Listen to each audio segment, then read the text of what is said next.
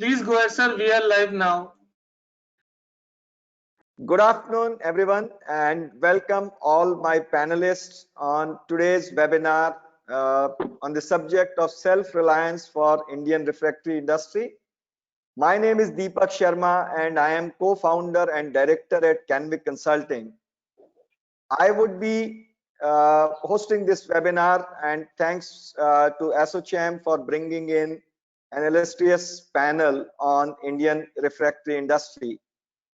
To start with, let me first introduce my panelists, and then I will share a few thoughts to guide the discussions on self-reliance for Indian refractory industry. So I have with me Shri Arasu Shanmugam, Deputy Executive Director at Dalmia Refractory Limited, which is one of the leading players in refractory industry in India. Arasu has over 20 years experience in refractory business, covering marketing and operations in the industry. My second panelist is Shri Ish Garg, who is chairman at Emeris India and managing director at Calderes India. Ish brings with him more than 27 years of experience in 6 industry verticals covering information technology, chemical energy storage, industrial economics, electronics, steel, industrial minerals, which includes refractory. He has worked closely with a wide spectrum of customers across these variety of industries, and he has covered areas including strategic planning and deployment, human resource, manufacturing, mergers and acquisitions, and projects. I also have with me Dr. Sanjay Kovande, Director, CCRT Lab. Sanjay is the main force behind CCRT Laboratories and has had exposure in cement, concrete, refractory, chemicals, and pharmaceutical industry for last 20 years. He has worked in both domestic and international markets and has unique blend of skills required for product R&D and market development. My next panelist is Dr. Mukesh Kumar. He is Director, Steel Research and Technology Mission of India in the Ministry of Steel. Shri Mukesh Kumar has extensive experience in metallurgical, oil and gas, business development, corporate affairs, and operations management of alumina refinery. Presently, he is working as group head in technology and looking after technology project at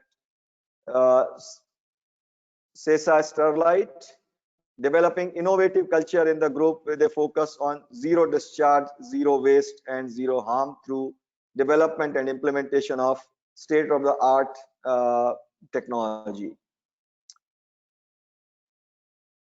Finally, I have Shri Paramjeet Singh, who is additional industrial advisor in the Ministry of Steel.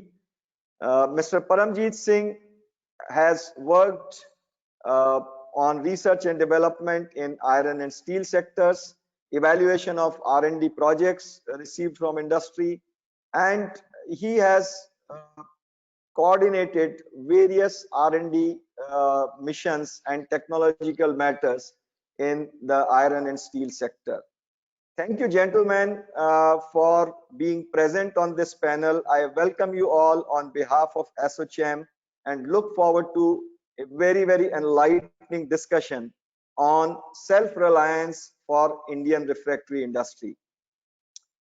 Now, before I request you to share your views, ideas, and vision for making Indian refractory industry self-reliant, I will put 3 main questions for my panelists, and you can talk about those areas.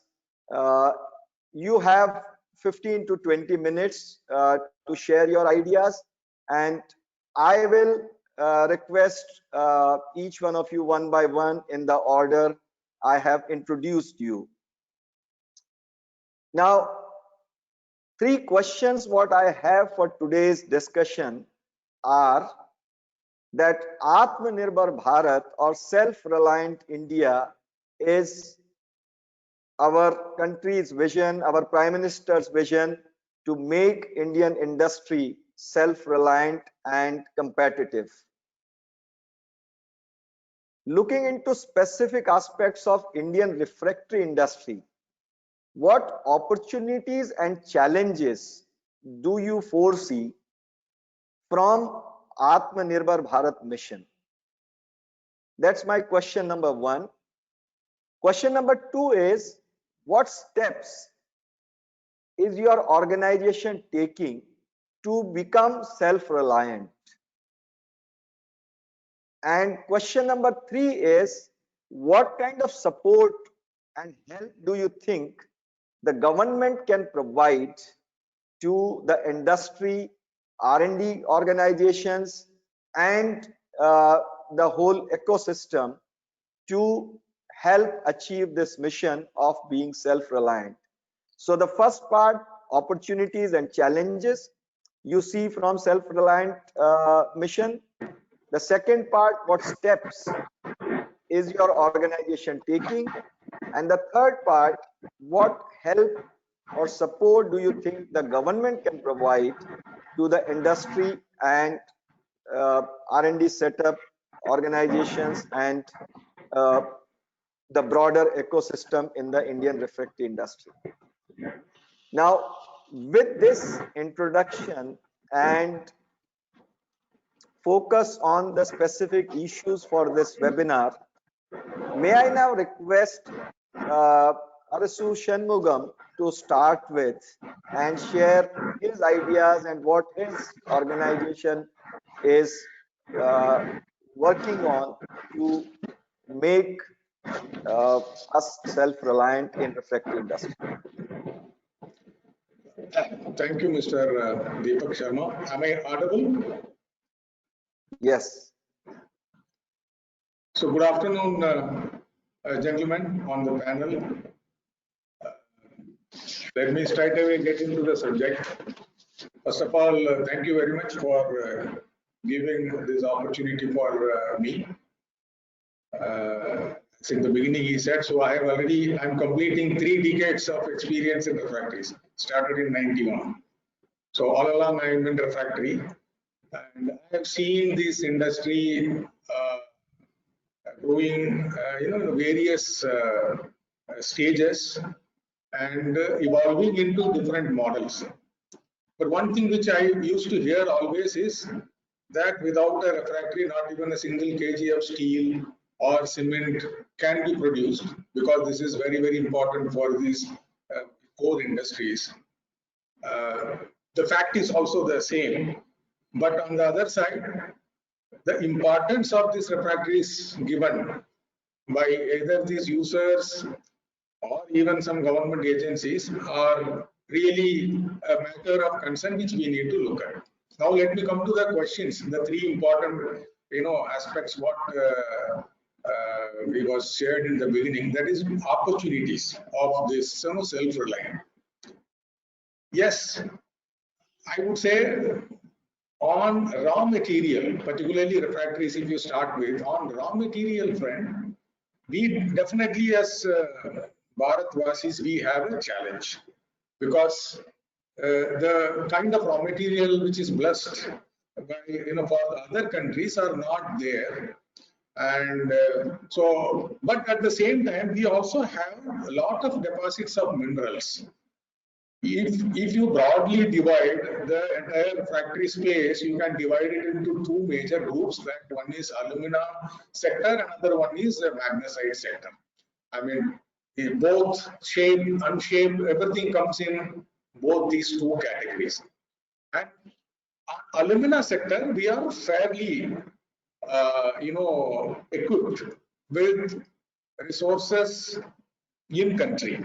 So particularly if you look at Saurashtra region of Gujarat, so we have pretty good deposits of bauxites. Various, the quality varies, but we have sufficient quality. So this will throw us an opportunity of how are we going to use beneficiation as a very strong tool to maximize the usage of our Indian bauxite.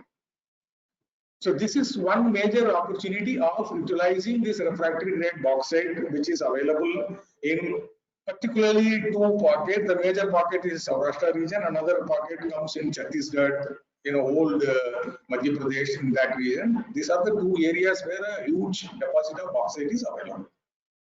We ourselves are also having mines and we are operating. So, but there are some issues on the qualities and the purity level. So those purity level, how we can enhance the purity, how we can beneficiate, so that we can use this bauxite in a greater portion for even high-end product, both in terms of castables, if you take gunning masses, all unshaped as well as shaped. On the magnesite side also, we have deposits. I mean, we have in the southern part, Mysore, Salem, Karnataka, Tamil Nadu region. And if you go to Jammu and Kashmir, that area, as well as in Almora, if you go. So these are the three areas where huge deposits of magnesites are there. But the magnesites, whatever we have, again, if you compare it with what is there in Liaoning province of China, they are not at par. Our magnesites are inferior, meaning it has higher amount of silica. So here also again, there is an opportunity for research and development to beneficiate this, to remove this unwanted element in that magnesite portion. So what kind of cost effective methodology we can adopt? So that is a plenty of opportunity. Once if that is cracked, we will have our self-reliance. So this is on the the raw material, broadly the two, but otherwise there are other raw materials like graphite and other additives. We have sufficient quantity in the country, but these are the two areas we are still dependent on import because of the purity level what we have in the country. So the first opportunity comes in how we can develop technology for beneficiating this, to use it for our refractories to achieve the self-reliance in real sense. Then I come to second, the Atmanirbhar Bharat Abhiyan, which has been started. What we are all doing, industry, the major players are all gearing up. In fact, October, the month of September, we have also inaugurated a magnesia carbon. Let me come to, because in refractories, 75% is utilized consumed by steel plants, and rest 12 to 15% in cement. And then all other, whatever metals, whether ferrous, non-ferrous, glass, everything which has got processed temperature in excess of 200, 300 degrees in one or other form, refractory is consumed, but steel being the major. And even if you deep dive into the spectrum of refractories consumed in steel, the one major item which comes is magnesia carbon refractories. That magnesia carbon refractories, 97% to 90% to almost, it is purely magnesite. I would say the influence of product, the performance expected out of the product is delivered in a way more than 80% by the selection of raw material itself. This is where lacuna comes in as Indians, because we are highly dependent on import. But we have the opportunity, because if you take a human resource part, India is very strong compared to any other countries on refractories.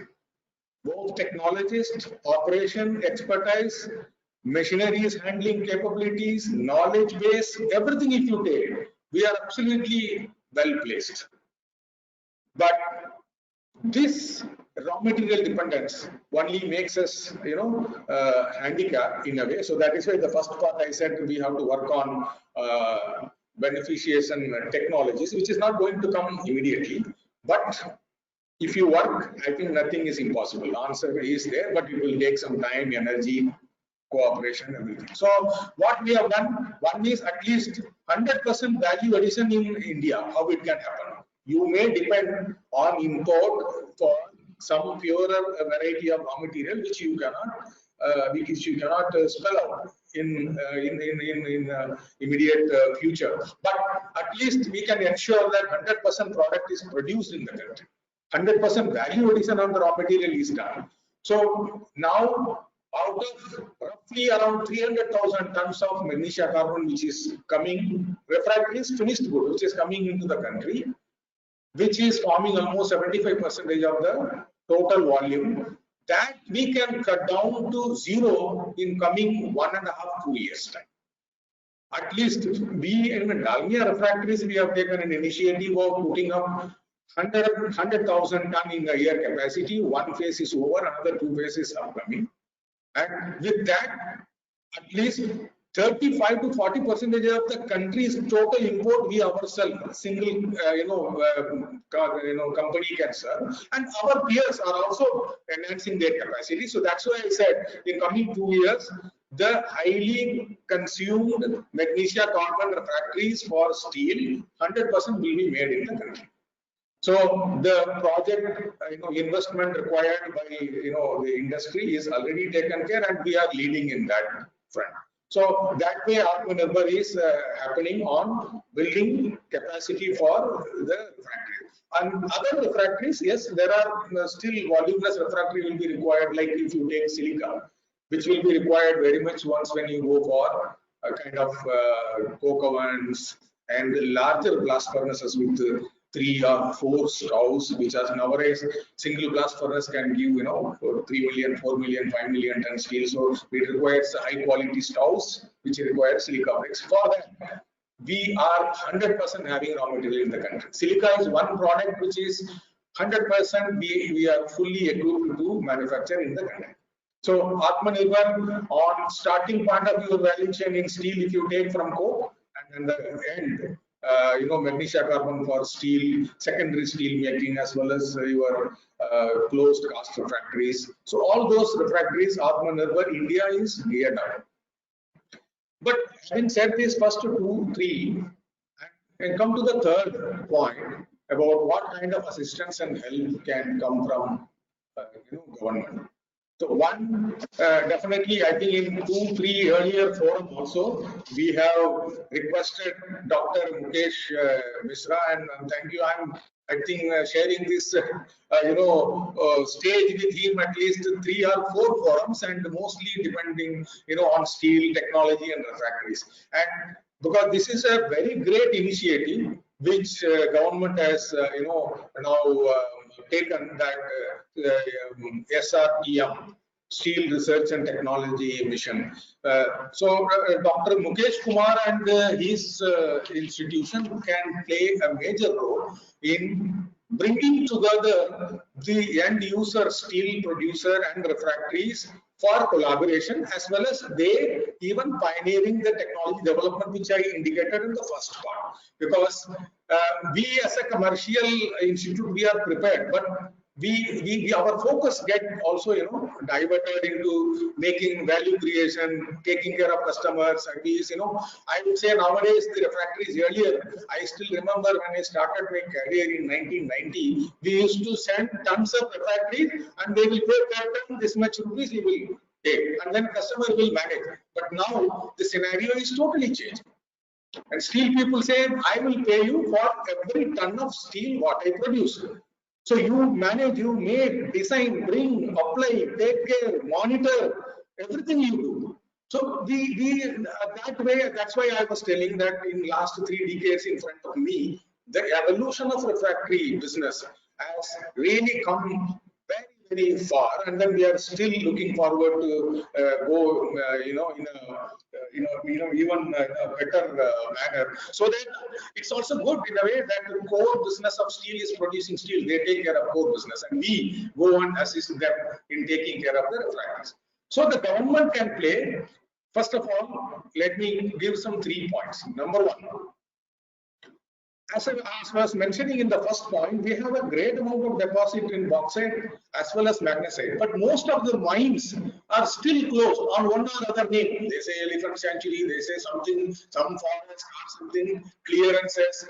I still remember our finance minister in May 2020, she made a statement. I cannot forget, it's very attractive to me, that MMDR, that Mines Minerals Development and Regulation Act, will be modified to remove the distinction between captive and non-captive mines. The captive mines will be allowed to sell surplus unused minerals, which was told in May. Now, how many months have gone? Nothing has happened on ground. So, how any policy decision which is announced is made operative at the ground at the fast, at the earliest possible. This is one support which is required from the government, because we are now handicapped. Even we have now, we ourselves we are mining out bauxite. Unfortunately, because of the nature of the minerals deposit what we have, only 15 to 16% is usable for refractories. But the rest 80 to 85% can go into metal grade. It can go to input for aluminium plant. But for selling them to aluminium plant, or it can also add as a sweetener for the cement plant. They can also use this, lower metal grade bauxite. If we have to sell it to cement, the procedural involved, in getting permission, so many things that put absolutely, the entire energy out of steam. So the people go, out of steam, because considering this, who will go approach this? I mean, the procedure. So how government is having announced why it is not made operative even now after 5-6 months? Number one. Number two, as we said, in my opening remark, I said steel or cement or copper, aluminium, glass, anything, not even single kg can be produced without refractories. But refractories are not categorized as one of the essential services. In any exigencies comes, we are not. So how are we going to be categorized? I mean, why we are not categorized under essential services and this focus is not given? So we request that government to take that. Number three, when I was mentioning that entire value addition has to happen, that's the first step. Then as a backward integration, beneficiation of Indian raw material and suiting in will happen. But the first step, the low hanging fruit, is to ensure 100% value addition of refractory happens in our country. What we have to do? Two. One is, when you are bringing raw material at high cost from outside to our country, how can you help by removing or reducing or keeping at bare minimum custom duty on raw material, on which the value addition will happen using our Indian labor force, Indian technology, Indian machineries, everything. Number one. Number two, we all say now, even now you go to any major steel plant, there are 2 or 3 unnamed players from China. And China, how do they cast? How do they work out their casting? Only God and the government knows. So because of that, they are dumping the refractories. How are we going to stop that dumping? By using a custom duty on finished good at a higher level. This is not, we are not asking as a unique one from India. It is happening to support the same thing other countries. It is happening, but we have not done. How we can put a barrier in terms of higher custom duties for finished goods, so that it is the Indian players are encouraged to enhance their capacity, and the capacity utilization goes higher. I mean, the only last point I will say, because I think during the time when I born, my 1-year child, Jawaharlal Nehru, that time Prime Minister, announced India will make 100 million ton of steel in 1947-48. I mean, in 67 they said 100 million, but refractory people immediately calculated and put up refractory required for 100 million. But our country has started touching 100 million now after 50 years. So all along refractory has been an underutilized capacity industry. It was hovering between 50-60. But even now the government is aspiring to make 300 million ton by 2030. So we are only 20 years away. 200 million is the gap. Even if you have to put in 20 years another 100, if practically speaking, for which the refractory required. I will tell you on Atmanirbhar, refractory industry is ready. By capacity, everything we are ready. Only these three support in government gives. I think making Atmanirbhar Abhigyan a reality is absolutely possible in refractories industries. With this, I close my first remarks. Thank you very much. Thank you, Arasu. Thank you very much for highlighting very pertinent points on all the three questions: opportunities and challenges from Atmanirbhar Bharat, what your organization is doing to move towards that vision, and what help and support do you think the government can provide to achieve this mission. I will summarize the key points at the end of this webinar. Now, my second panelist, I would request Ish Mohan Garg to share his views on these three aspects. What opportunities and challenges do you see from Atmanirbhar Bharat mission? What is your organization doing to move towards that mission? And what support do you think the government can provide to make that happen? Thank you, Mr. Sharma, and very good afternoon, my dear panelists. And very good afternoon to all the listeners. I am an eternal optimist, so I would rarely have too many demands to make. Maybe unless it cannot be solved by us, solved by me or by my team, I would make that demand. But anyway, Arasu made majority of the point. I think there's very little for me to go around specific issues of the refractory industry, but I try and highlight something that comes to my mind. Coming to the clarion call, first of all, clarion call given by the Prime Minister around Atmanirbhar Bharat, what we call self-reliant India industry. Especially in the view of current ongoing challenges, pandemic, and challenges which have emanated out of this pandemic, the economic challenges. As I understand, I think the call, it's not a diktat. So something would, as industry or as people who are players in Indian economy needs to understand this, that this all doesn't aim to bring any kind of protectionism for the Indian industry. Okay. One of the valid points which Mr. Sharma made in the first question itself, and he asked us to put our views around self-reliance, and he also mentioned another relevant point was being competitive, and I would put more emphasis on competitive. While we need to be self-reliant, but we also need more competitive.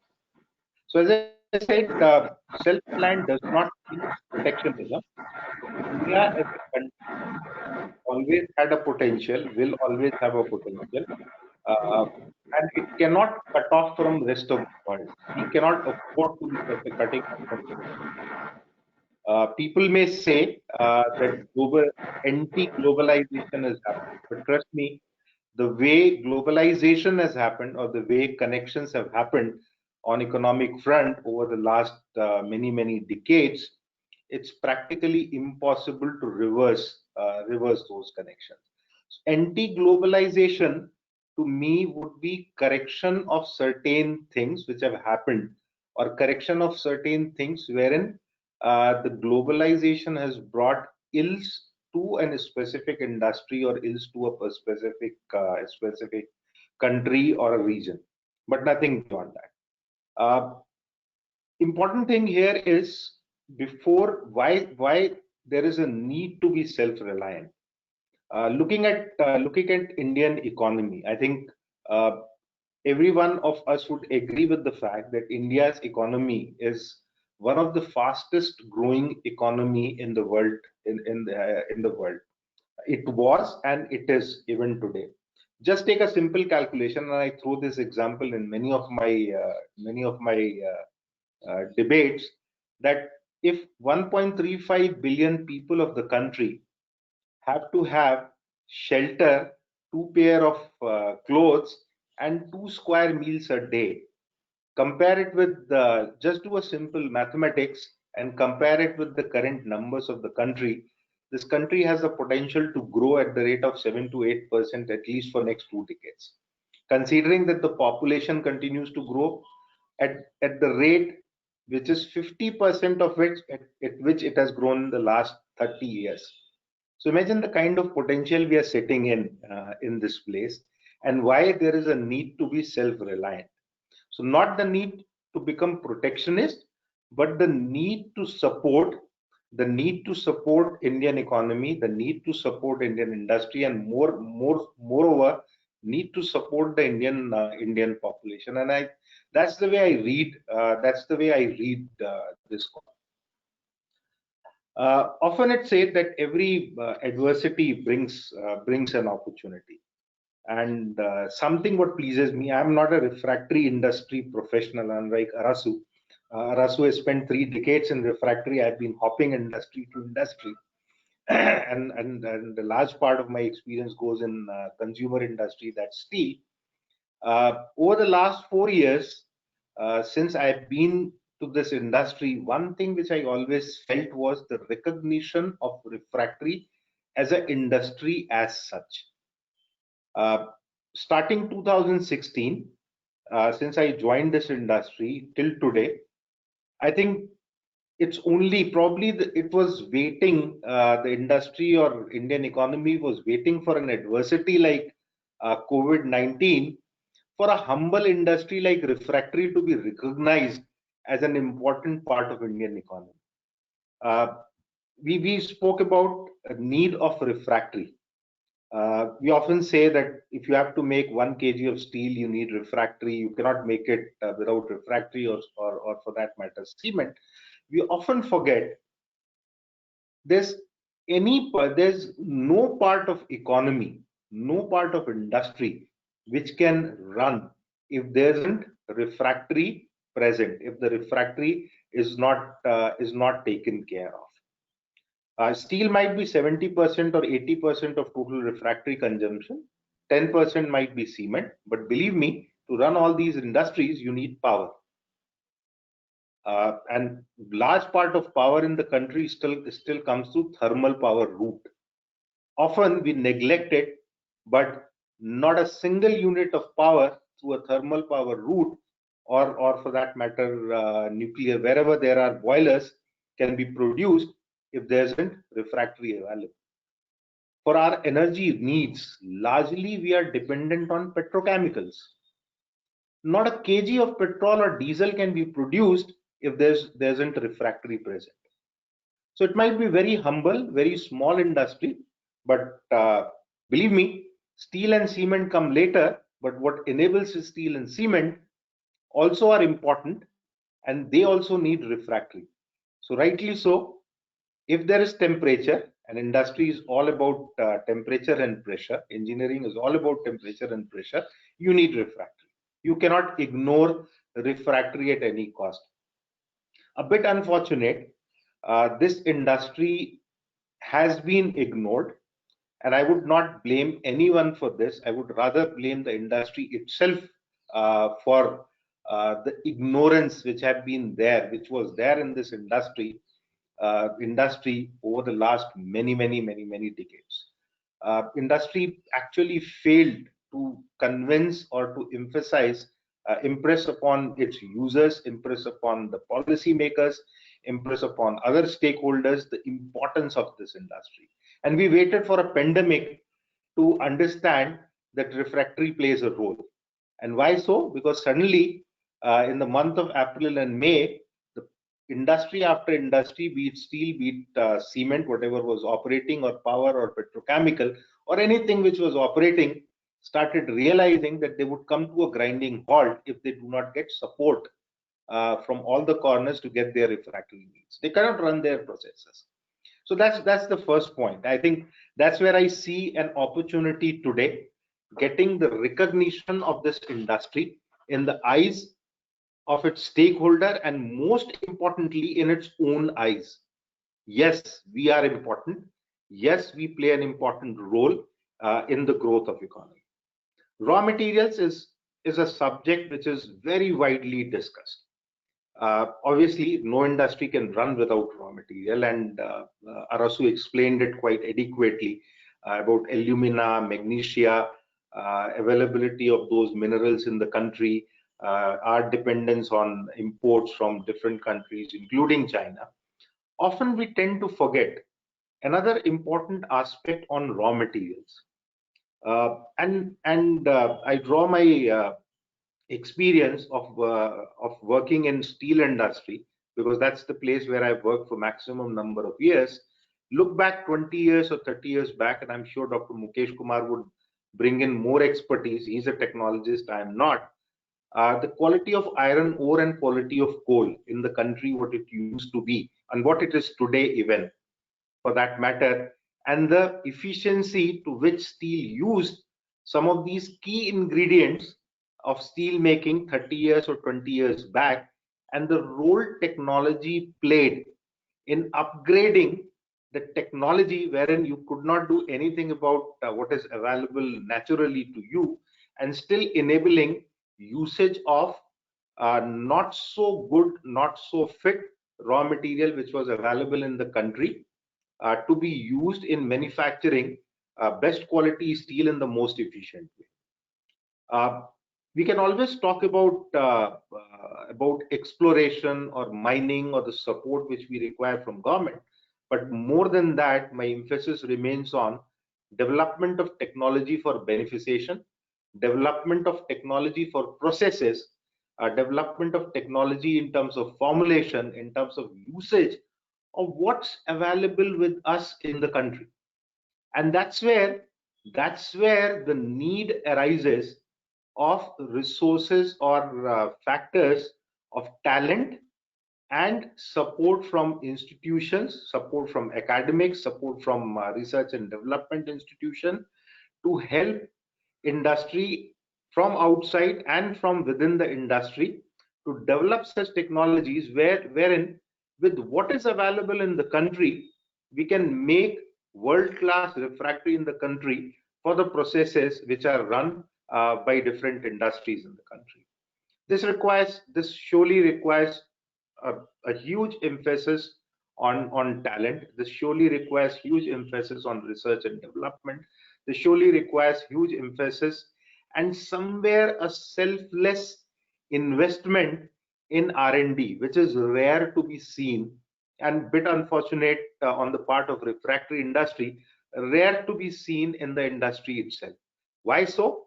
Because over the years the industry remained so neglected that that majority of the organizations, majority of the companies in this industry only focused on survival, only focused on meeting the two ends meet, rather than being able to invest money into something which is forward looking 10 years, 20 years from now.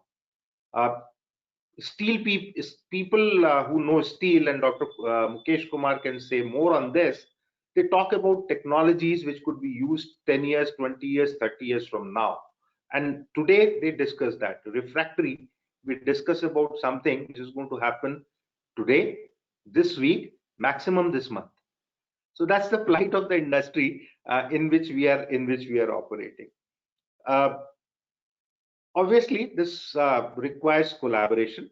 This requires, and first of all, the industry itself has to stand up, ask for it, voice its requirement, voice its plight, voice its need, and seek collaboration. And everyone else, as they have become aware over the last couple of months, have to extend the helping hand, be it government, be it institutions. Dr. Kovande is here, who has been very keenly involved in research and development activities related to refractory industry, and there are a couple of other such knowledgeable people have to extend help to industry to bring it to a level which the country deserves today. I think the country deserves far better, far more matured refractory industry compared to what it has. Now let's for some time move outside the country. Why is this situation not there elsewhere in the world? Why is that we are dependent on all our technological needs from outside the country? We may say that we are doing many things in this country, but trust me, we do not stand anywhere compared to the developments which have happened in this industry elsewhere in the world. You take, for example, in Japan, in the Eastern world, in Japan and Korea.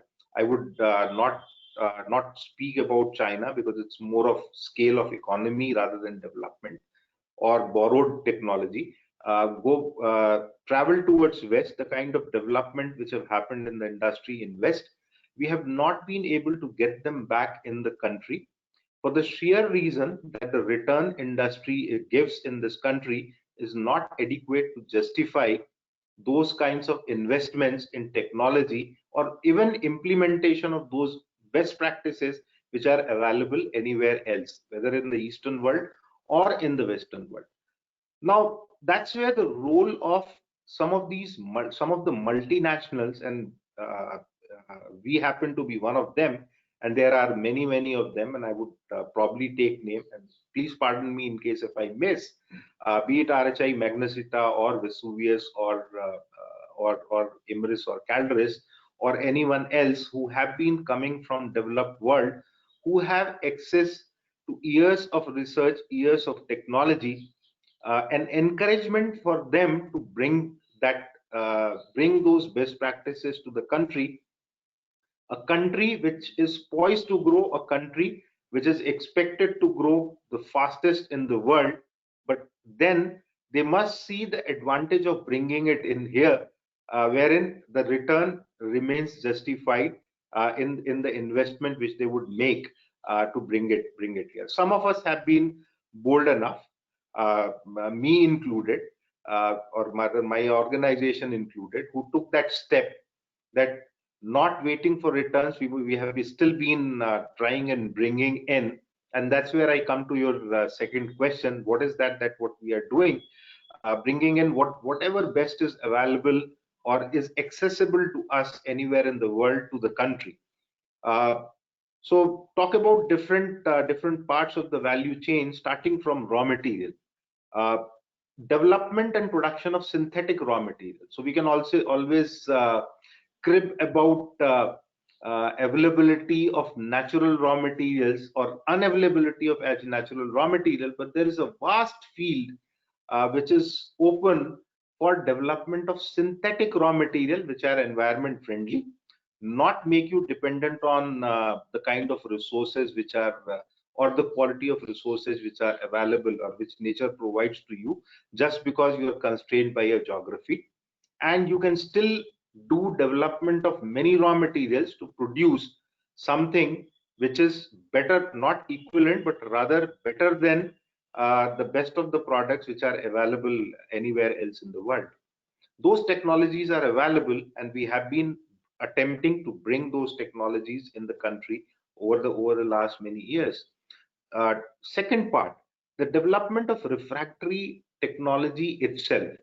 Refractory, in a very crude way, is nothing but a mix of different kind of materials. So that's what I understand. Being a purely non-technical person, that's what I understand. You mix certain materials and produce something, a formulation which can withstand the hostile environment, the hostile temperature, pressure, or environment which an industry in which an industry operates. So what's important here is the development of formulations, upgradation of material science which is involved in developing these formulations, again bringing in those proven things anywhere else in the world into country, wherein not so much about cost but about performance. Surely there's a scope for improvement.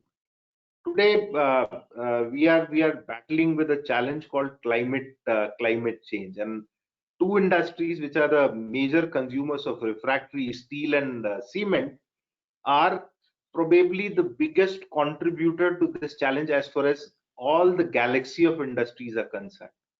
Uh, Trust me, refractory can play a very important role to mitigate this challenge of the two critical industries where refractories are being used. But at the same point of time, it can also do the same with power, with petrochem, with non-ferrous metals, or any other application.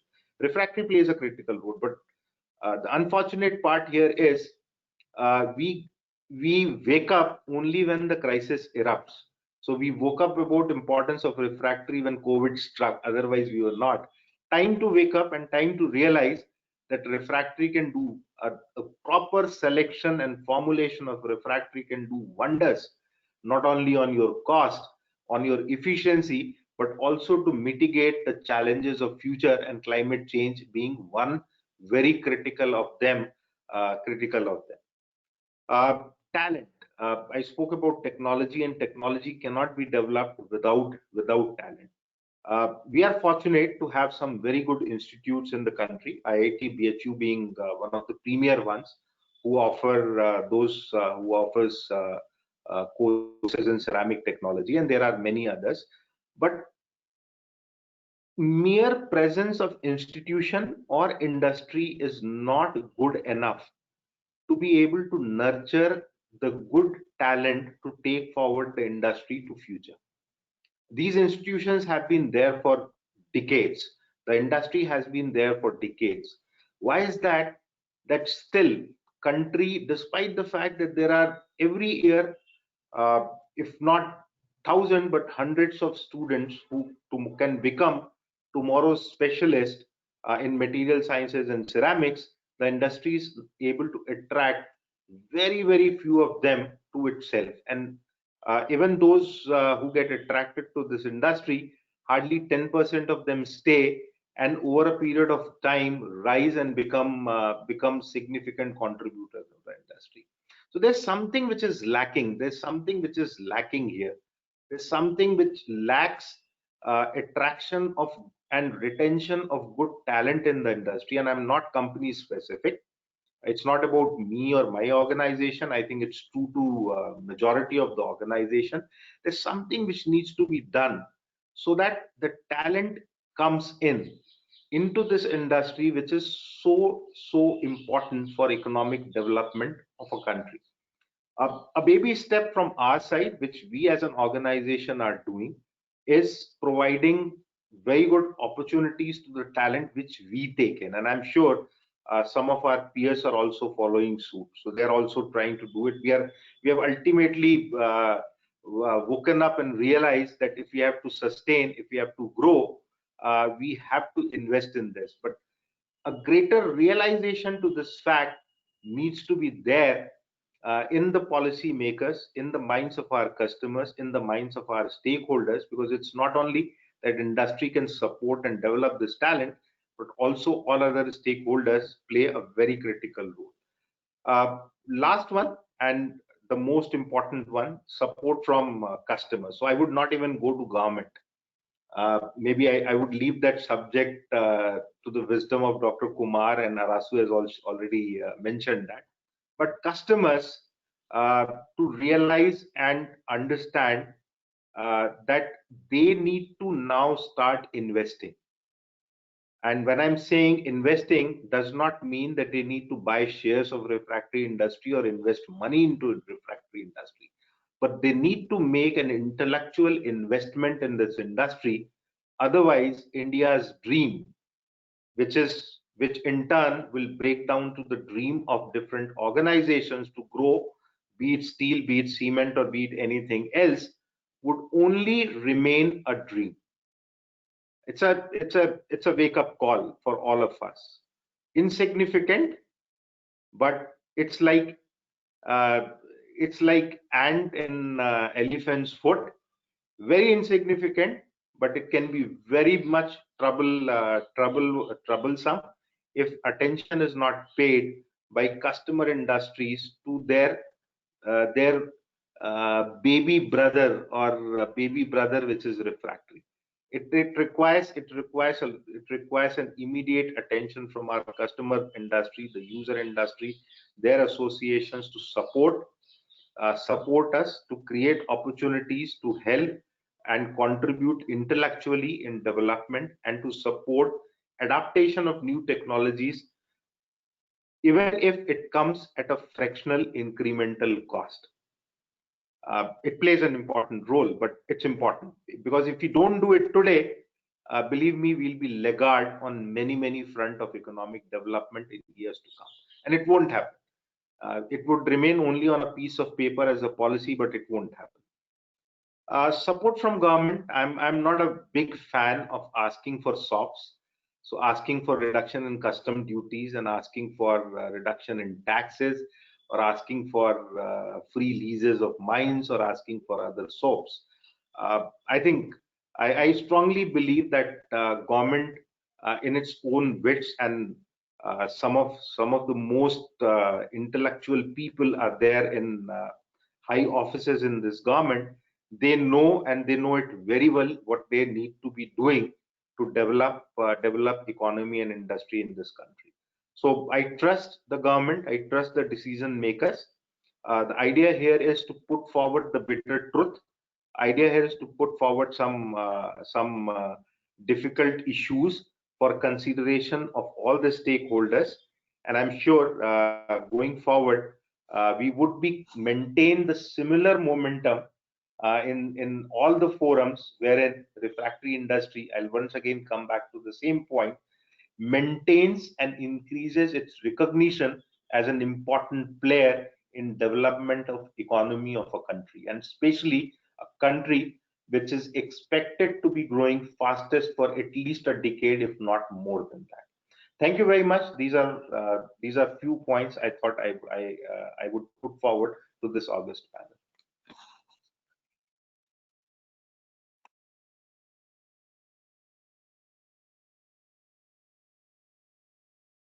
Thank you, Mr. Garg, for outlining your views on the three questions which I had put forward. A very important point which you raised, and I think coming from your background in multiple industries, not just having spent your time in the refractory industry, is that how industry needs to see itself as an important engine of growth and driver of all other industries, and power is at the core of driving every industry. So very crucial and important point which you have highlighted. Of course, your other points I will summarize at the towards the end of this webinar. Can I now request Dr. Sanjay Kwande to please share his views on these three questions, and build on these ideas which have been shared by other panelists. Yeah. Thank you very much. It's a very pleasure to be with the August gathering, like Mr. Garg, Mr. Dr. Kumar, Arasu. Thanks for this opportunity. We are in one corner of India. We are trying our bits in various forum. I always talk about R&D because I'm from that background, and thanks to ACC Refractory, who germinated that seed into me, and which I'm trying to water it and keep it healthy till this time. So having that background for last 20 plus years in this field, I just want to comment for a few things. Already all the aspect of required for a self-reliance is already covered by Shanmugam and Garg sir. Basically, these are the major four pillars I always felt. One is the technology, another is the infrastructure, third is the manpower, and fourth is the materials. So in technology, if you see, steel manufacturing or any of these big manufacturing infrastructure manufacturing units, everything is guided by most of the time by the international agencies. Like our petrochemical industry is most of the time is guided by the American Petrochemical Institute. So why can't we reach to those levels? So that is one big question which is not resolved, and nobody is thinking to go to those levels. So the talent and other aspect what we thought of, why can't we have our own forums to dictate? Why we require Daniel Chorus to design the steel plants and get it certified, or this kind? Can't we have? Because when we say that refractory, we are very much experts in refractories. We have a good amount of manpower which can do the things. But can we do the things to those level? That is a question which is unanswered for a long time, and nothing much has been, gone up to that level so that we can decide our own codes. A lot of our testing standards, slowly, because of integrations of standards, we are adopting more of a American standards or European standards. So that is another area where we have to see that, because kind of work environment, operational environment, they are definitely different than any other country in India. So can we have those levels of working together in the industry and the research institute and people, so that we can have our own set of standards to understand these aspects, and so that we can go into the development and the upgradation of technology what we have today. So a lot of digitalization things is happening nowadays. A lot of things are coming again. All the service provider or these kind of technology provider are again from the outside country. They might be European and things like that, and we are going ahead. Yes, because we have to be cost optimized, we have to be performance oriented, and these are the options available with us. But unfortunately, percentage of development taking place on a technology is really very low as compared to other countries. Other major challenges and opportunity, what we can, any challenge is an again opportunity. So infrastructure, in infrastructure, kind of equipments we have in a manufacturing, in testing, again huge dependence on the foreign players. Are we have our own equipment manufacturers even for simple testing? When we develop those things, does industry support to these developers? नहीं, ये तो nets का equipment होगा तो accuracy ज्यादा अच्छा है. N number of people in the industry, they are having this kind of things. So why can't we took up our own people to that level, support them? So this is a challenge for all of us, this is the opportunity for all of us. So why can't we have those kind of equipments manufactured here itself? Why can't not just manufacturing equipment but the testing equipment as such? Because testing is a base for any industry, where R&D dependent on testing, production dependent on testing, quality when it is moved out of production area or to for the selling purpose, you have to have a testing to issue a quality certificate.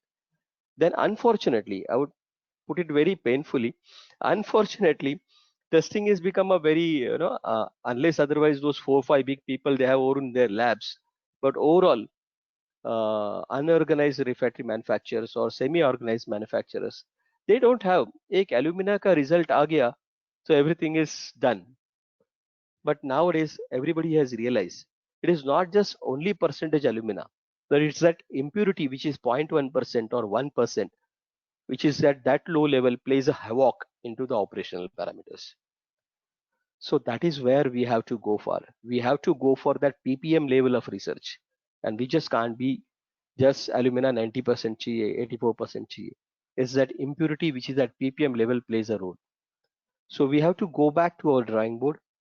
We have to go back to the phase diagram, and we have to understand if these raw materials what we are, that is another issue. Raw material, we have huge amount of bauxite deposits, but they are not to the refractory grade what we all want. Then lot of talks are there on beneficiations. On beneficiations, we have different technologies, but then this cost of technology and cost of production through this beneficiation, it doesn't work out for the final output and the product which is coming out. Once you are thinking of removing silica as a impurity from your basic bauxite ore, it is a froth flotation method or many other methods. But then when you are going for a wet process method, it requires huge amount of energy. And in any process, if energy requirement is there, then that cost, then that product doesn't remain, economic. So why can't we develop any technology or any ways? This silica itself will act in some manner or can be removed in a manner that I don't require much of energy. Those thought process, at least discussion boards or the people from the expert people can come together and have that. Just raw material, this raw material we have to do, then have a panel, specific panel from research for industry users, for end users, come and take that as a challenge. Yes, first thing first, I have this bauxite ore, I don't have to be dependent on China or any other. Let's resolve, have a time bound manner, 1 year, 1.5 year, take it this as a challenge, sit on it and sort it out. We can't just, when it is required, then we are doing research. That's something called a firefighting research. So that will not do. Refractory industry, when it was growing, to have the competition among each other, they came out with the payment against performance. Actually, that level they should have gone after developing their base properly. They have gone for this model of sales very early, and that is the one of the reason I would put this today as this one of the commercial race of each others they have put on their own. So now they don't have any chance to go back and make their base very strong. And that is why individual cannot go for this making a base strong as a refractory as such. So they have to, as a club, as a part of suppliers, as a manufacturer, they have to club it and they have to understand their own share of working together and taking together. And then only this research will able to possible. Otherwise, to take that order, I will give 20,000 throughput and things like that. And that is all firefighting research what we are doing. So that is not the way the research we wanted to do. That is not the way we want to go to the real basic research. What is that phase that makes a difference? Did this particular raw material having these kind of impurities, can it be converted to those kind of phase structures? Does that kind of research is happening? Unfortunately not. If this kind of research starts happening together as a research project, it can go to the colleges or research institute, premier institute like BHU, and the students who get a good amount of stipend, say 20,000 odd per month to do this kind of research, why can't they select this as a career? We don't have career R&D as a career still, and that is the reason not much young generation who is very much fancy about the things. They want a big fat salaries. They are ready to put their efforts, time, everything, but they want that kind of recognition, that kind of commercials against that. So are we ready to pay at that level? Yes, if you have that kind of capabilities, if you have that kind of support system to these institutes to make a project, 2 crore दे दीजिए ना एक नया phase diagram related things to work out to one group of professor who will have some 5-7 students to work on that particular project. Why it will not happen? It will definitely happen. And 1 crore for a big industry as such, it's not a big amount, but it's a big amount for those students, and they will have that. Yes, there is good amount of career, good amount of commercials are available for me. Why can't they will take up these kind of opportunities? Definitely take. So this is what we have to think of seriously, very seriously. So that is how, where we are talking about manpower, skilled manpower, we have to germinate that seed there and there itself at there is. How many ceramic institutes are there? How many people are really wanting to go for ceramic engineering? अरे कहीं मिला नहीं तो ceramic में ले लिया भाई, at least engineer science college of engineering में मिल रहा था या बीएचयू में मिल रहा था, बीएचयू में मिल रहा था इसलिए ले लिया, क्या करूं? That attitude or that kind of thing should go away, because there is a huge amount of opportunities are available. As we say, refractory is all pervasive industry. Without refractory, nothing is possible. The chair which we are sitting in, again because of refractory, and that recognition has come and everybody has realized. So now having this base, having this realization, now we have to go for again your basics of phase diagram, because everything in refractory is depend on phase diagram. If you have that phase diagram, what is the percentage of alumina, what is the percentage of silica, at what temperature they form this kind of phase, and which is very much stable and will have.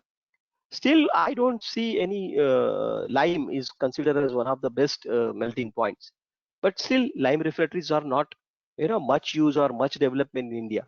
Japan is one of the leading people to use the lime refractory.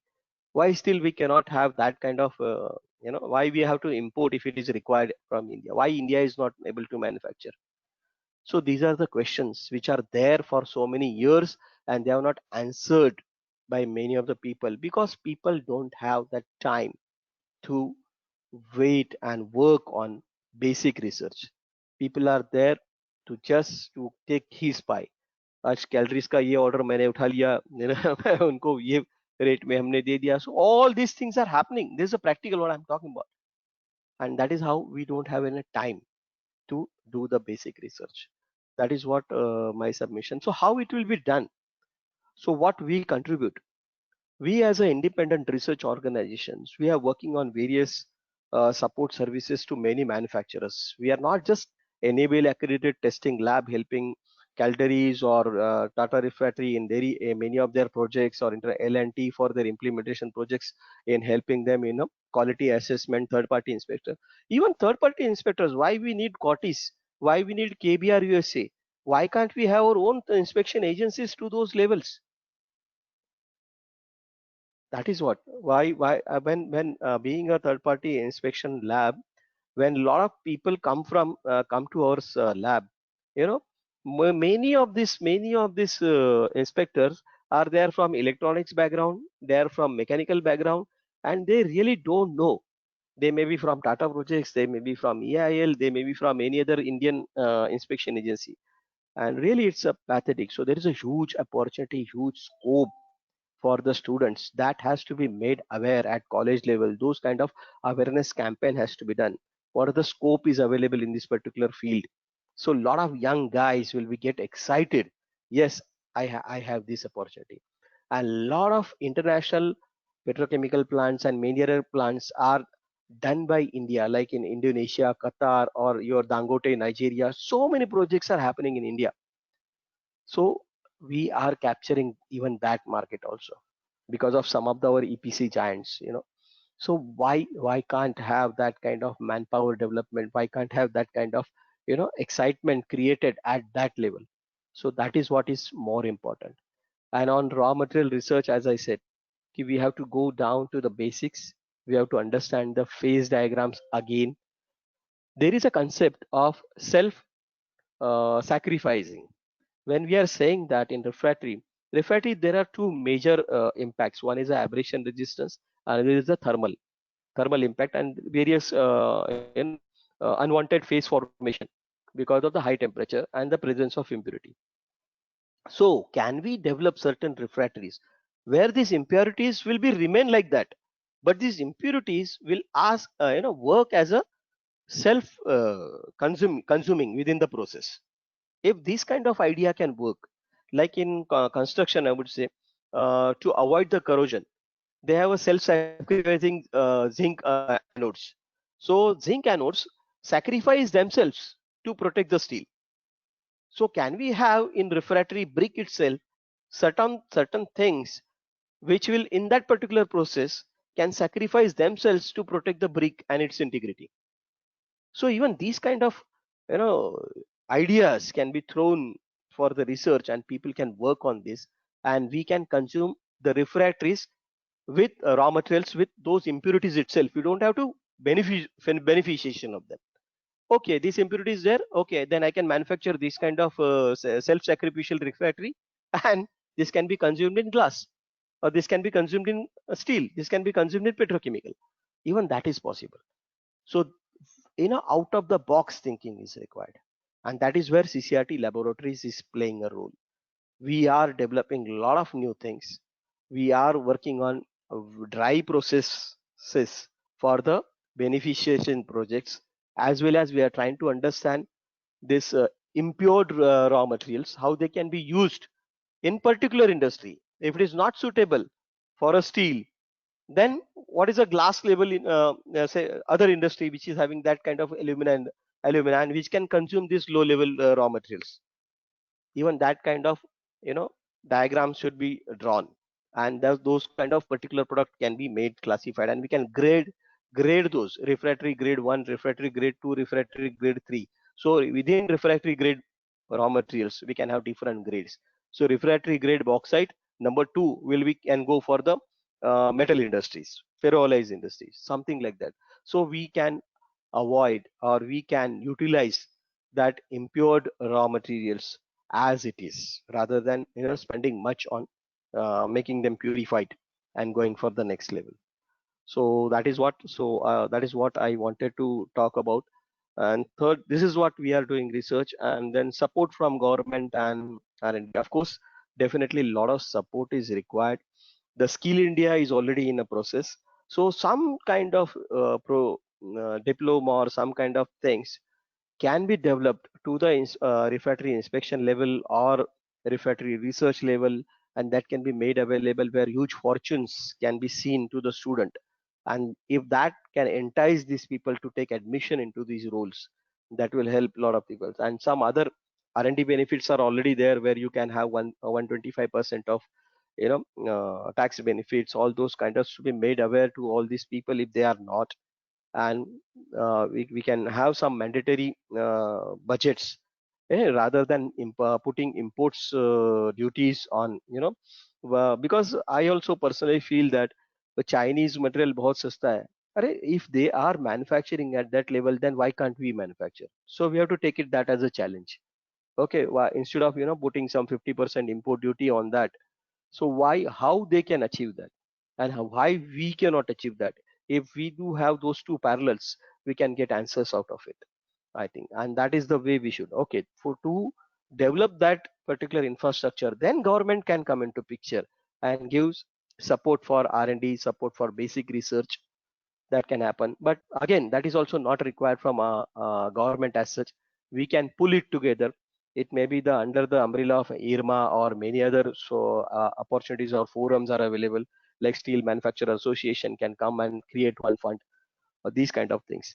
And of course, definitely, if they really feel that private research labs like us and many other, if they can work on this together, then it will be further more better, because some good brains, if they can come together, some of the solutions can be found earlier than their targeted the time. So that is what my submission is. And I am again taking this opportunity to thank you very much, everyone. And I think there is no dearth that we should become a self-reliant, because we have that attitude. We are having that knowledge of talent, everything is there. Just some few systems has to be drawn up, some realization has to be taken into real consideration, and things will happen definitely. Thank you very much. Thank you, Dr. Sanjay Gande, for sharing your ideas on R&D, testing and inspection in the refractory industry. Very important point which you made is moving away from firefighting research to actually take up that as a challenge and achieve the outcome which the industry desires.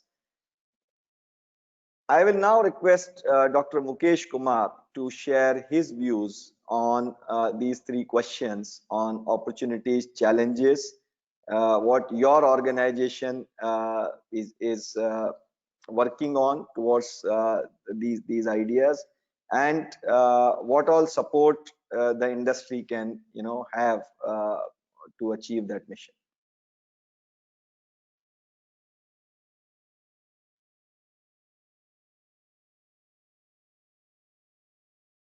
Hello.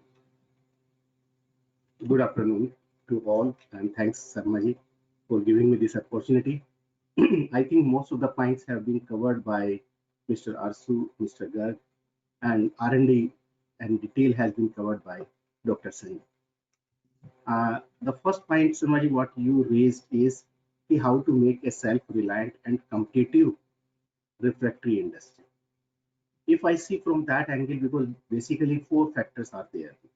What Sanjay has also told, one is the raw material, second is the technology, third is the human manpower, human resources we say, and fourth is the market. Because market also plays a very important role in what type of market, what size of market we are in, and that also decide about the competitiveness and other things. Now, if we look into various aspects, because why refractory industry could not grow till now, because if you see most of the things were coming from China. Even till last year, around more than 400 to 450 million dollars refractory raw material and finished products were coming from China. Why it was coming from China? Because China market is very big, so they are competitive, and when they are competitive, they can put material directly into the Indian market as well as others. And since we don't have that much market, so our producers were not in a position to beat them on cost of production basis, and that's why they were becoming non-competitive. So now a big opportunity has come. Recently, Government of India has taken an initiative that up to 200 crore rupees contract has to be gone to the local contractors only. Although government companies are following this thing, and when we are talking 200 crore and less, it means most of our refractory procurement, whether it is raw material, whether it is refractory bricks itself, everything falls in that category. And in that category, what Mr. Arsu and Rangumam was telling about duties and other things, indirectly it takes care of that part. Because they told ki up to 20%, even if price variation is there, in that circular it is mentioned very clearly, even up to 20% price variation is there. So we have to favor, we have to give order to the local companies. So different type of a local contractor and other things, so many criteria has been. So now in terms of this Atmanirbhar circular, which has come very recently, we have got a lot of opportunities, and it is addressing number of issues: custom issues, duties issues, market issues, and your preferential issues. Because when buyer is not having any other preference than to buy this thing material, then again question will come. As far as the private companies are concerned, private companies also again embargo has been imposed. If you are bringing some material, so those companies has to be registered with the Ministry of Commerce, and unless those companies are registered with Ministry of Commerce and country of origin is given, you are not going to get the clearance very easily. So now private players also are afraid of buying material from others, and that's why they are forced to give preference to the local companies. So hence, if you see into the present circumstances, when we are trying to strengthen our Atmanirbhar structure, ecosystem for Atmanirbhar, I think this notification which has come, it will play a major role in strengthening the industry and in giving good opportunity to the producers. So in my opinion, a lot of opportunities are there. Now coming to the raw material side, raw material is one of the most important material. Now if you see, Mr. Shanmugam has told there are two types of refractories. One is the aluminum and another side is the magnesite. Now alumina side, bauxite, we have more than around 3.5 billion ton of bauxite. Right now we are talking about Gujarat, we are talking of central bauxite, but why we are not talking of East bauxite, East Coast bauxite? East Coast bauxite itself is having around 2 billion ton of bauxite, which is of very, very high grade. Dr. Sanjay was telling about silica. Their silica content may be less than 1.5%, 1.4%. But if we consider same thing in Gujarat and other places, there it is 10%, 12%, 14%. So once we are having a cost advantage there, silica is already there. So in my opinion, the newer belt which are coming like East Coast bauxite and other things, but we have to see find out the reason why we are not in a position to open mines in the East Coast area. East Coast area start from say Vizag to Jagdalpur area. It is a belt of around more than 600 to 700 kilometers. And I think every hill is having bauxite. But there are issues, environmental and social issues. And some convincing people is also required. Because most of these areas, literacy level is very, very low. And they are being misguided by politicians, by NGOs, and because of that reason, what is happening is people are in a position to get a consent to operate, consent to establish. All those things people are getting for the industry, but they are not in a position to get social license to operate. And once they are not in a position to get social license to operate, they are finding it difficult to sustain their production level, to sustain their business in that scenario. Even if they get the mines, they are not in a position to open the mines. Even if they put up a plant also, they are not in a position to get the raw material also. And some of the examples are like NREC Alumina Refinery is there. They have put up a refinery 6 years back, but today plant has not been commissioned because they could not get the raw material. So some guarantee is required from the government side also. If a government can play a role between the villagers and between the industrialists, so that whatever things are there, whatever issues are there, those are settled immediately. In the past, government has introduced, like when MMDR Act 2015 came, government thought we are bringing district mineral fund, and when we are bringing district mineral fund, they told 30% of the, in some cases it was up to 100% of the royalty, but mostly in old mines they have given up to 30% of the royalty. If 30% of the royalty is going to the villagers fund, so people will feel that their participation is there in that project because they are also getting some percentage out of that from there. But in district mineral fund also, it could not resolve the issues. Crores and crores of rupees is lying in district mineral fund. But actually, are we going to utilize those funds? Are we utilizing these funds to convince people, yes, these funds are there, they can be convinced, development can be there, so that they should not oppose the industry and they should take industry as a supportive man. So district mineral fund has come. So many other local governments also are putting so many village development funds, other things. Industry is ready to contribute there. But again, the problem is issue, okay, how to operate in a sustainable manner. And there the problem is.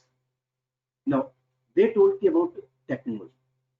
Technology, no doubt, we have Indian Bureau of Mines, we have this Indian School of Mines, Dhanbad, we have BHU, and in BHU, as Mr. Garg has told, we have set up a Center of Excellence for Refractory also. When we are saying we are putting up a Center of Excellence for Refractory, we presume we are covering all the aspects. Sorry, just a minute. So that's why we are not in a position to see how best we can do this thing. So these are the things, like alumina refinery have been put up. Nalco alumina refinery is there, Vedanta alumina refinery is there, Aditya alumina refinery is there. Everybody is concentrating on metal grade alumina. Why we are not in a position to produce special grade alumina required for the refractory? Why we are not in a position to develop that technology there? Today also, if we look for those special type of technology, we look for Japan, we look for other places, so that we can see how best we can operate this. But we don't have technologies. Nalco has put up a plant, they are producing 30,000 ton, but 30,000 ton also they could not sustain, that's why they have closed the operations. Now only one company is there in Nalco, in Belgaum, who are in a position to make refractory grade aluminum. Whereas we are producing around more than 10 million ton of alumina in the country, but we are not in a position to meet our alumina requirement of the refractory industry. Same thing with the calcined bauxite, because those are the major refractories. Now, if I come to the magnesite side also, more than around 394 million ton of resource and reserves are there. And if I consider reserve only, around 82 million ton of reserves are there. But why mines have been closed? Today, most of the mines in magnesite have been closed. What are the issues? Where again a government intervention is required, because just by closing the mines is not an issue, is not a solution.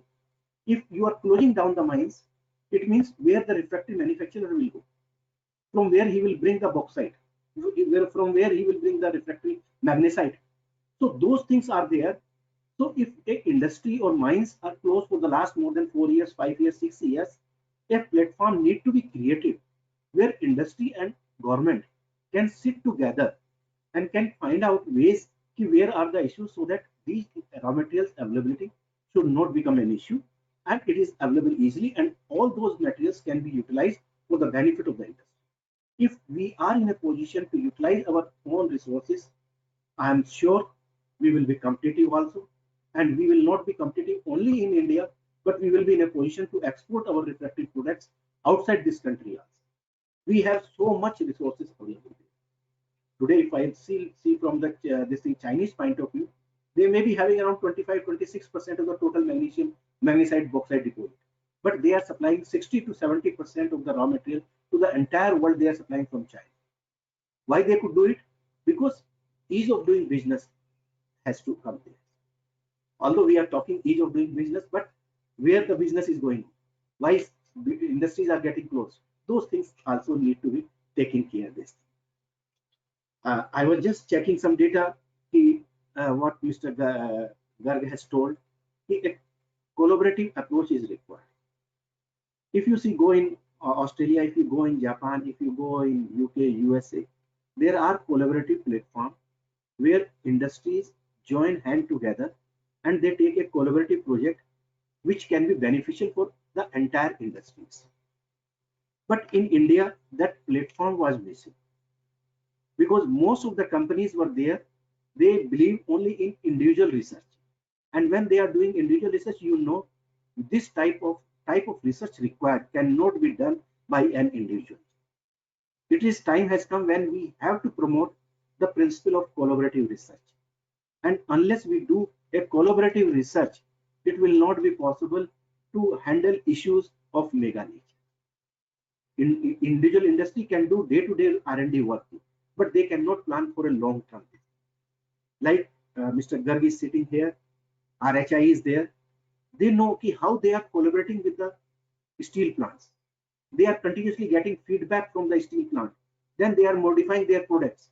Continuously, a interaction is there between the industry and between the producer of the refractory. We should not treat refractory supplier as a supplier only. We should consider as a partner in their business. Unless the concept of that partner in business comes in, this type of thing will not improve. Today, we have old specifications. Whatever specification is there, somebody is guiding us, we are procuring. But we are not trying to understand the problem, what type of problems we are facing in operations. If refractory manufacturers participate in those observations also, they will be in a position to develop new products, to come out with new products, new areas, and which will be more effective. And this is very much essential because if you see old history, when we started steel manufacturing, sometimes say in 1950 or something like that, that time in Japan also, brick consumption was very, very high.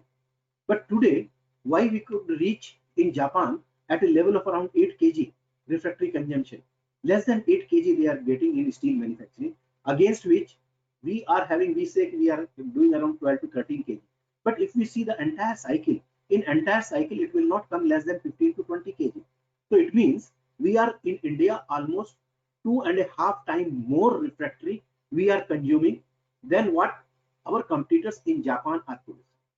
Because of that, what is happening is the steel industry is also becoming non-competitive, and we are also becoming losing opportunity for the market.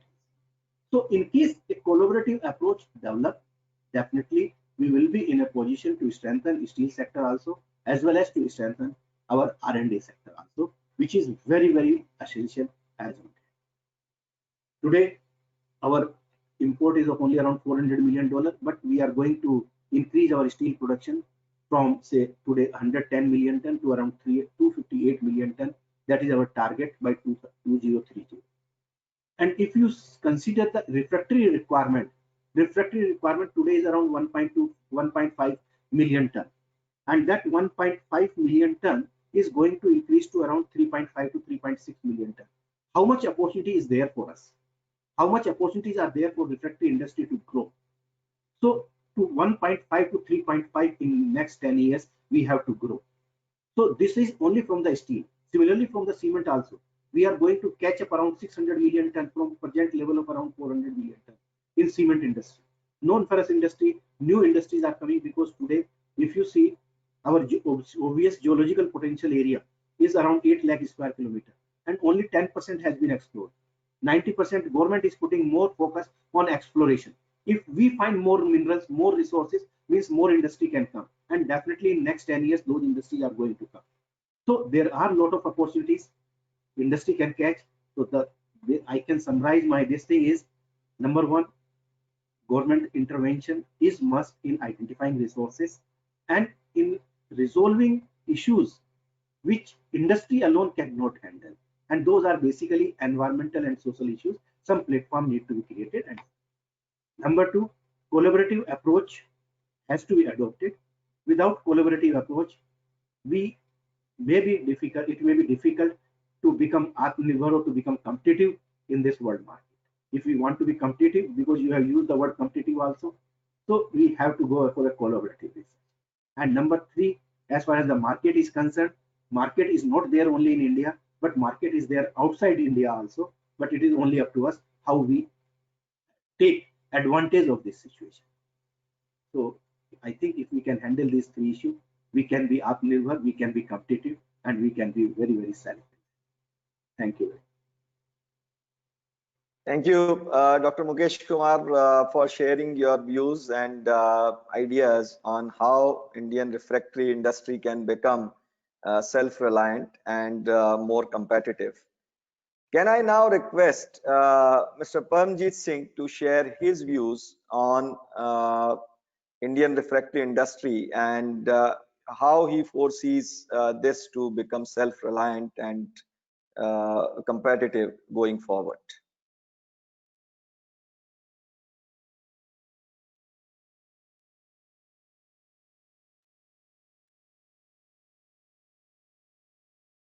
Thank you, Mr. Sharma.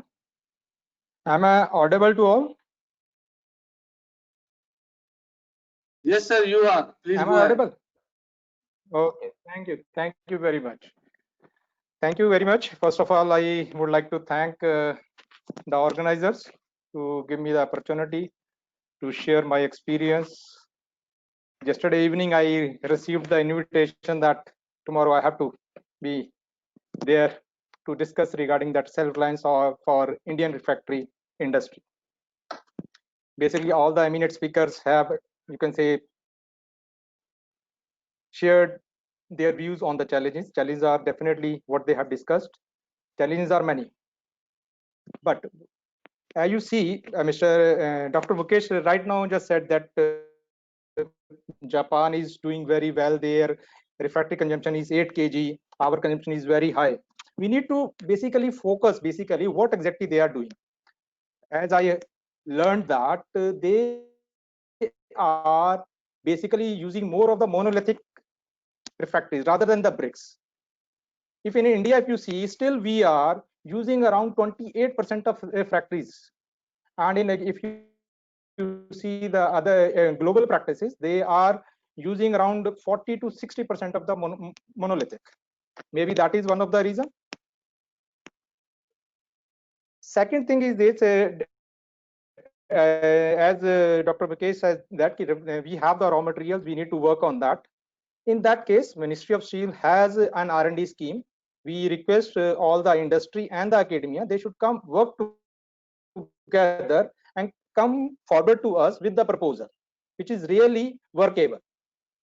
But not this proposal shouldn't come from the institution only. I say that the proposal should come from the industry as and institution, and there should be certain, you can say, contribution from the industry side, because if there will be a contribution from the industry side, then they will have an interest that what exactly is going on and how it can benefit to the industry, then they will take part, you can say, actively.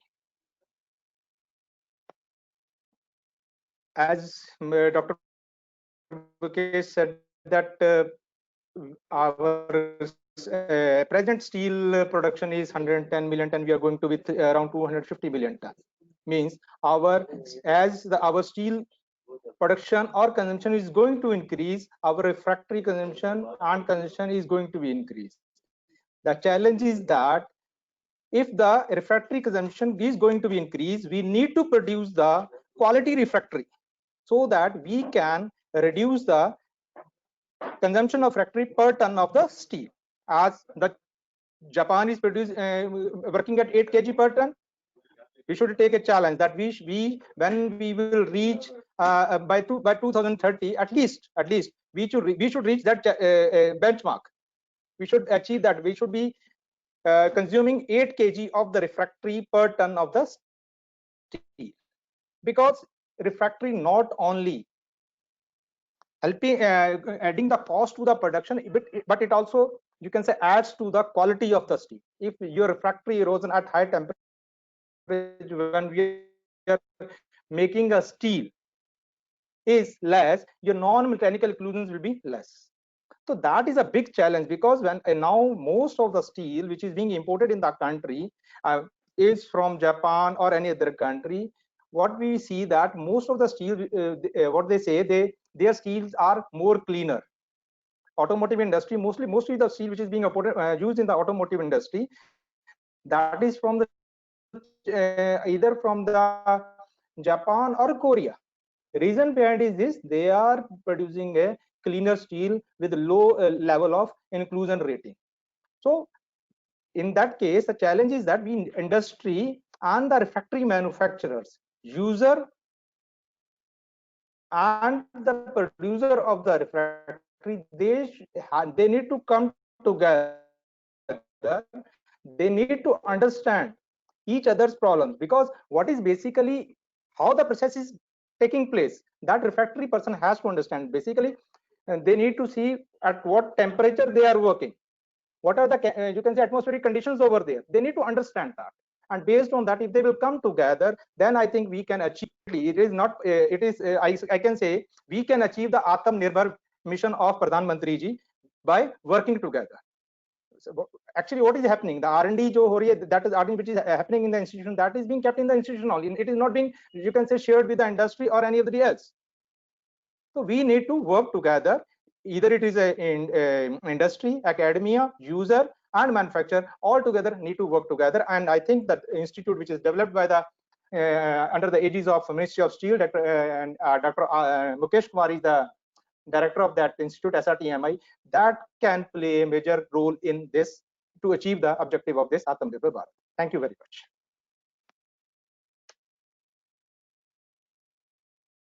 Thank you, Mr. Paramjit Singh, for sharing your views. And with this, we come towards the end of our webinar. Before we end today's session, let me take a few minutes to summarize all the points which have been very rightly put forward by our esteemed panel.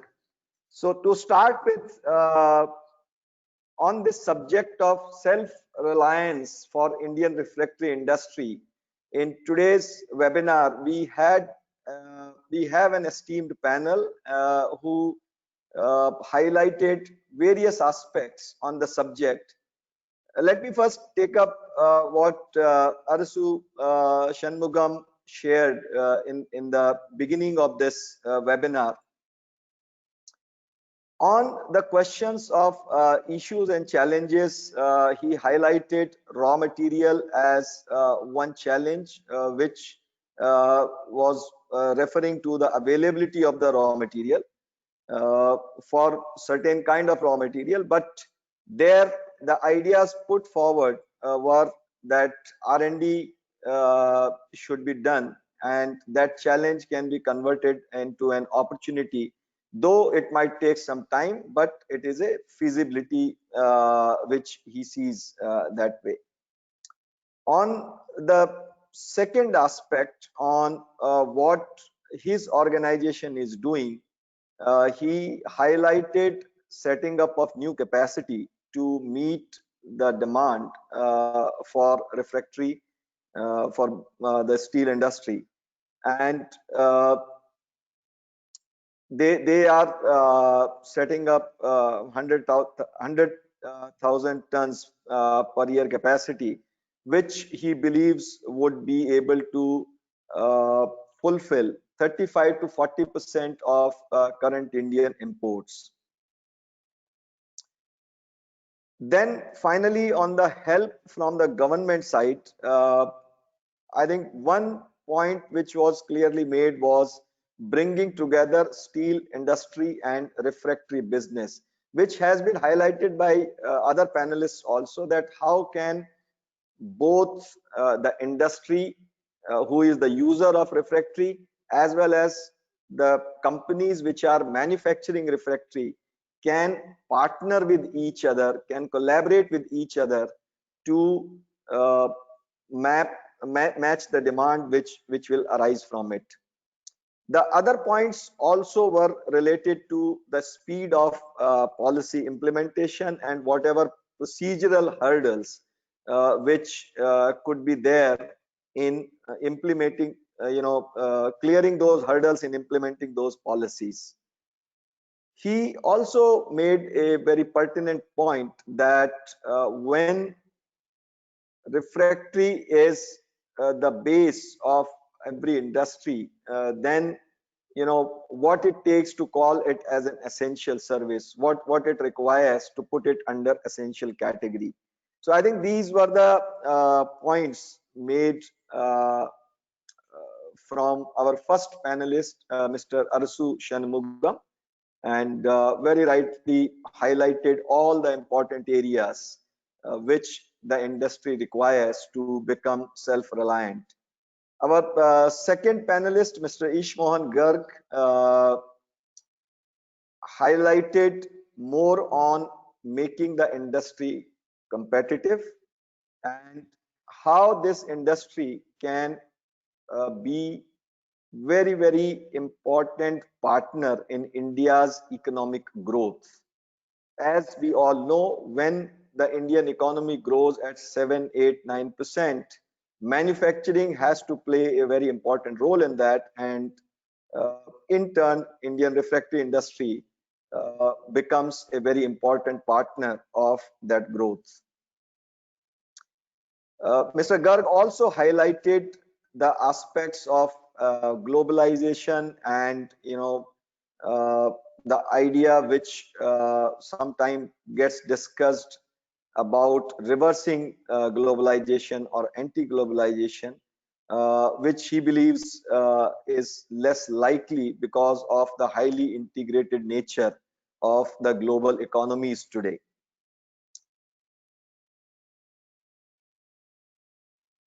Moving forward, he also highlighted the impact of COVID-19 on bringing to light the importance of Indian refractory industry. And he put forward the point that perhaps the industry was waiting for such things to happen to get it recognized. And what first the industry itself needs to do to get that recognition and then get it recognized through customers and government and other stakeholders.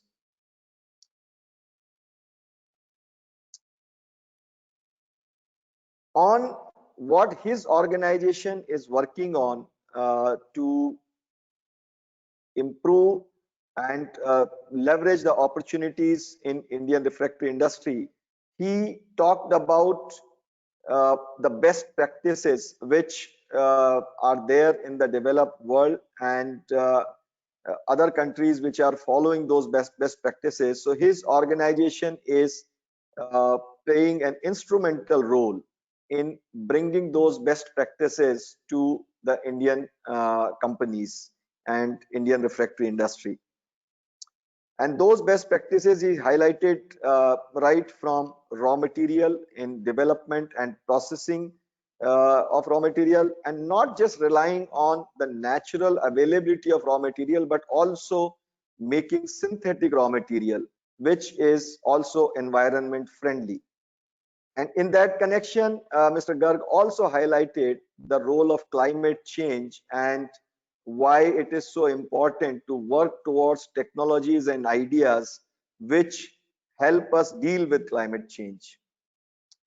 The final point which Mr. Ishmohan Garg made was regarding attracting talent to the industry, and the effort which his organization is taking to create opportunities for the young talent to join refractory industry. He also in the end added that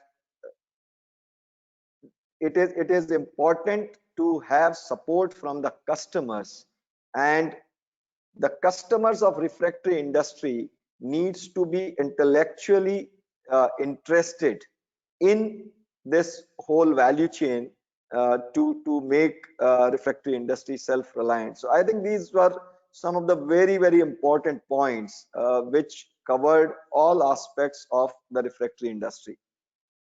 Moving on, our third panelist, Dr. Sanjay Koyande, focused on 4 areas which he believes are important to make the industry self-reliant. And those 4 areas he mentioned are technology, infrastructure, manpower, and materials. He highlighted the need to have out-of-the-box thinking and also challenge the established way of thinking that, you know, following these international codes and not having those kind of things in India, raising these questions and then working towards uh, reaching that level so that we are at par with anyone best in the world. On the research side, he highlighted the role of basic research, and as I mentioned earlier, moving away from this idea of firefighting research to take up projects uh, where there are challenges and then do that until those outcomes are realized. Dr. Koyande also highlighted perhaps the undesirable competition between the refractory players and working for payment for performance, which he thinks is a little premature, and before that the industry needs to develop its capabilities to go to that level. Talent was again an important point which was raised by Dr. Koyande also, and he suggested number of ideas, even governments support, which can be helpful. For example, creating a diploma in refractory research and refractory inspection. From the government side, he also highlighted the role of awareness building. So there are schemes for R&D benefits which are given to the industry, but maybe some players are not aware of that, and an awareness campaign can be really helpful to get those benefits. Finally, one more important point from the research side, what was raised was the self-sacrificing refractory. As there are self-sacrificing material in other cases, why can't refractory be self-sacrificing so that no beneficiation is required for some of the applications?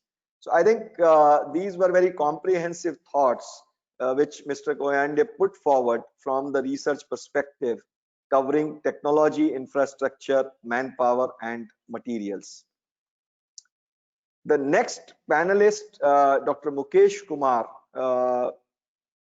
also put forward 4 areas.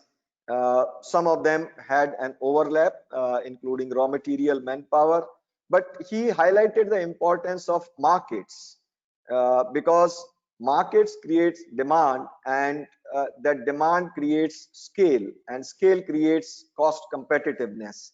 So there is a clear linkage in becoming competitive if the demand is there.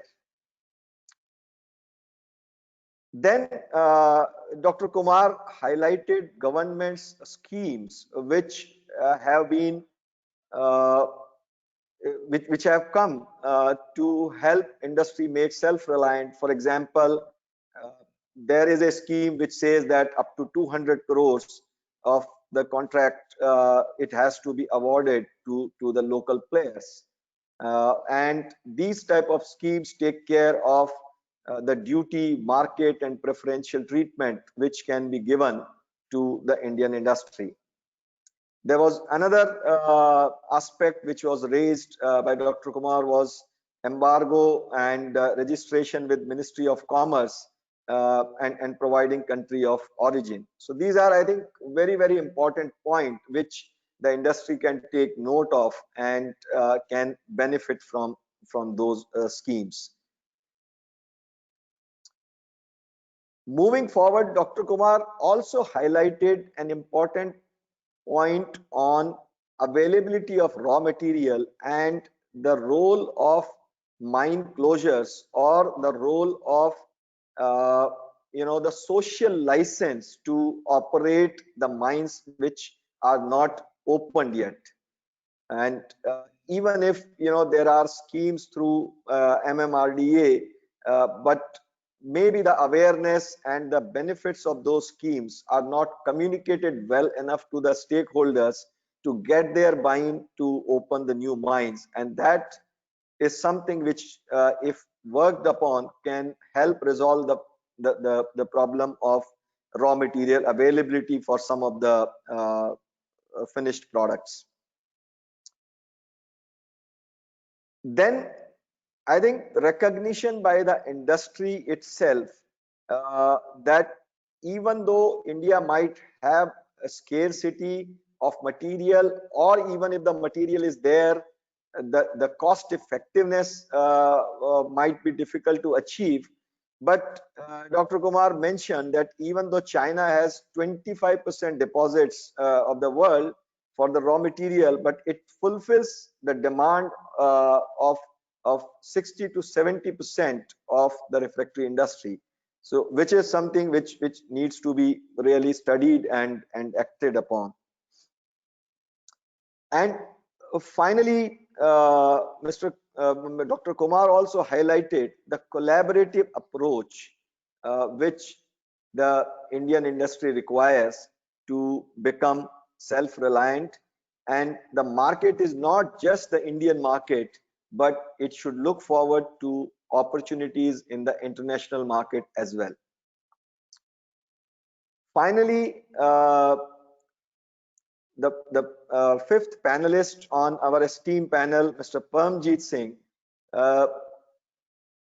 went deeper into the aspects of refractory consumption, and why Japan is able to manage with lower amount of refractory requirement to produce 1 ton of steel compared to India, and what all can be done to minimize or optimize that consumption.